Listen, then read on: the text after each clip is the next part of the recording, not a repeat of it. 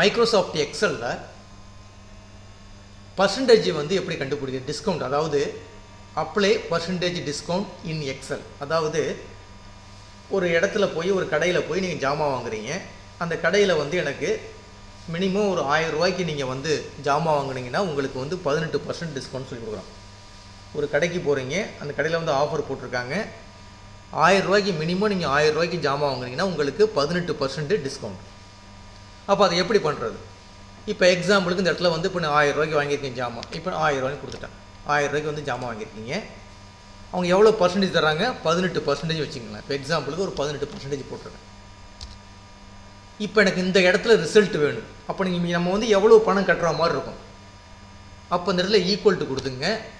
First ப்ரைஸை வந்து click பண்ணிங்க. அதாவது டோட்டல் அமௌண்ட்டு இவ்வளோ தான் வந்து நம்ம பில் பண்ணணும். அதாவது 1000 ரூபாய்க்கு நம்ம பர்ச்சேஸ் பண்ணியிருக்கோம். 1000 ரூபாய்க்கு வந்து நீங்கள் பர்ச்சேஸ் பண்ணியிருக்கீங்க. ஒரு மைனஸ் கொடுத்துருங்க.